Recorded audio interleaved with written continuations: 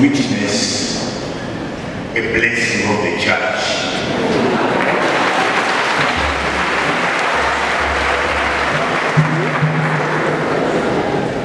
I did not take so much time.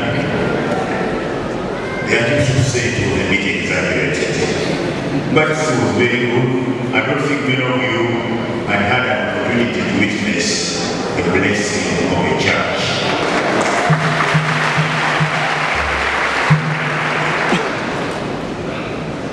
Your Grace, Chiefs, Justice, Emeritus, Honorable Minister of Trade,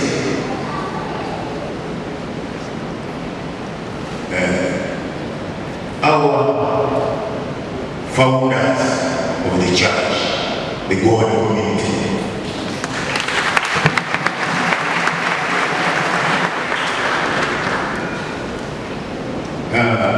there are many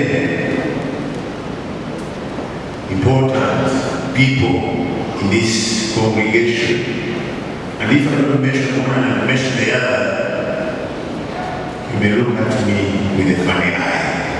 My intention is to recognize everybody in a very special way, because you are the cause why we are here. You are the church. As this function was being prepared, I was a bit worried personally, because there was the introduction of invitation cards, and I knew this would bring some sentiments why I haven't been given a card.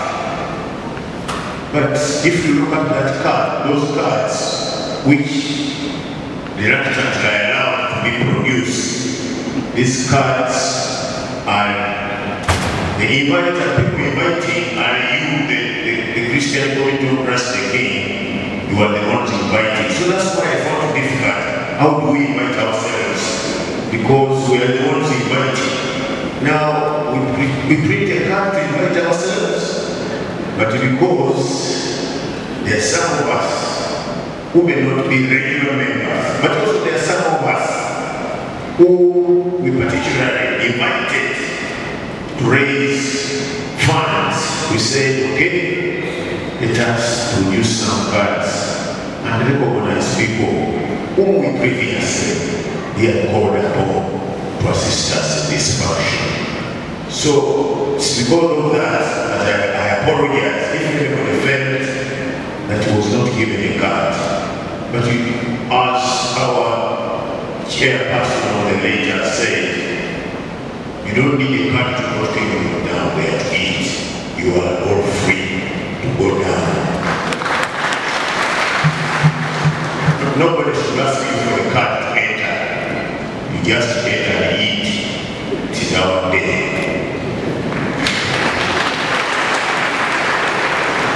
It's also our day, because we shall not celebrate Christ the King Day this year now. We are finished. You expect another?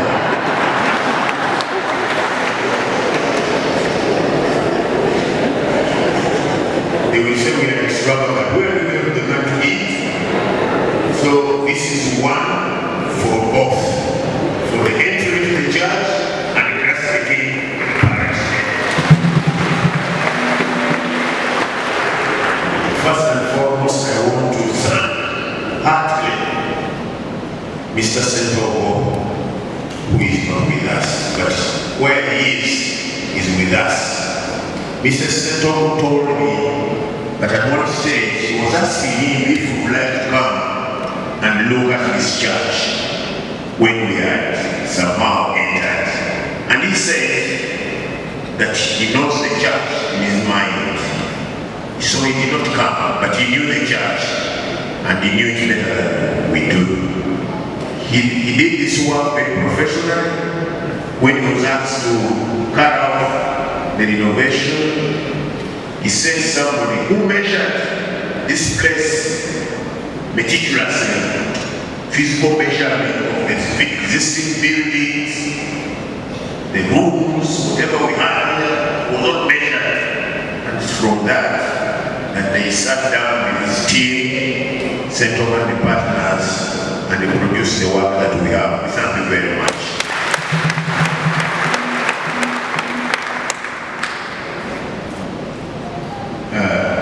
We have different tastes.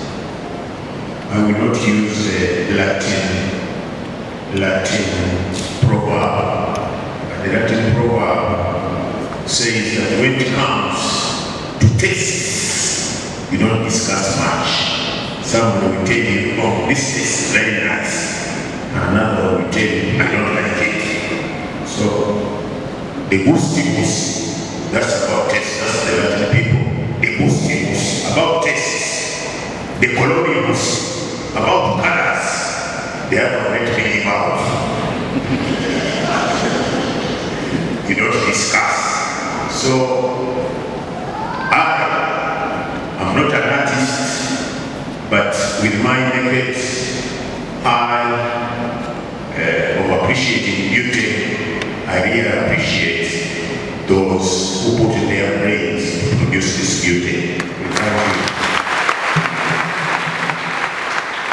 Our intention was to extend a church. That was the intention. As an individual, Gerald and Kalumba, the parish priest of Christ the King, I have never had in my mind a plan or a dream to build a new church. So nobody should deceive you that I had a dream to build a new church here. Neither the predecessor of the Archbishop of Kampala, the late Archbishop Kizito, sent me here to build a new church. He told me to go and be parish priest of Christ the King. But as mentioned earlier on, when I arrived and I was here for a few months, I heard about the church.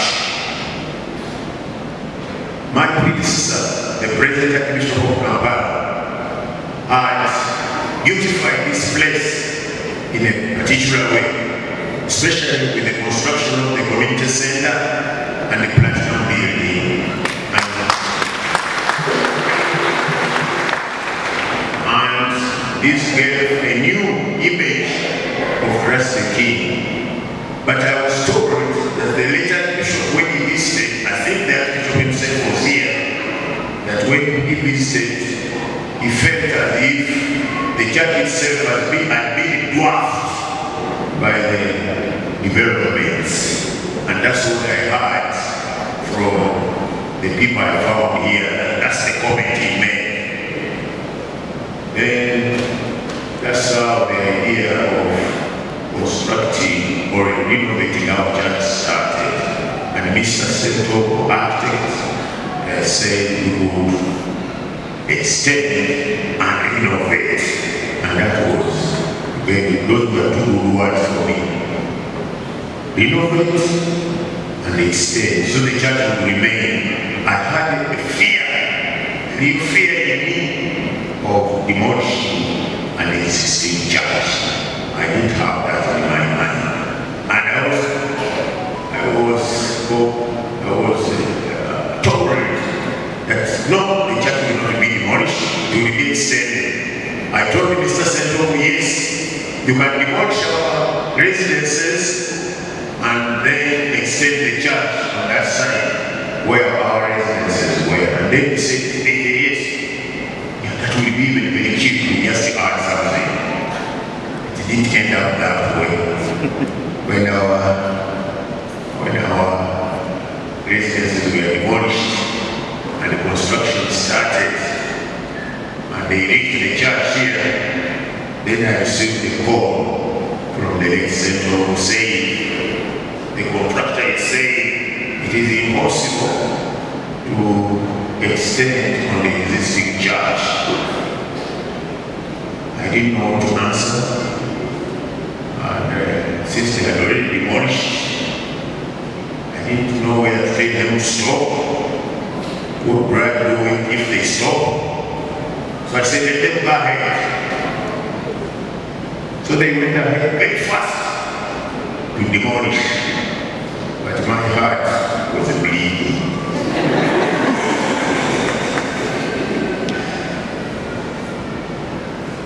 Unfortunately, at that stage, nobody thought about the costs.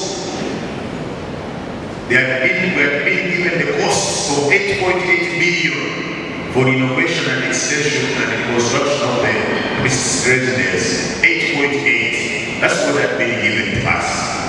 And that was within our reach.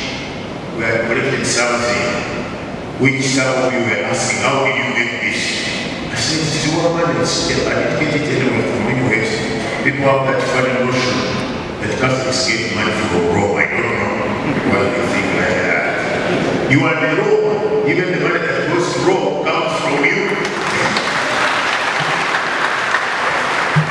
So there is no other Rome apart from you. Rome does not exist without you. So the money came from you. So that's our little money. And we thought, I think we had 6 billion something, and they wanted 8.8 billion. So I said, it is possible. They will get it. But then when they demolished, I don't want to tell the project manager present now, Emma Kayanya. I was not told that the costs would go much higher than the previous costs. So it came to pass. I expected that someone would go higher, but from 8.8 I thought, yeah, maybe about 13 billion.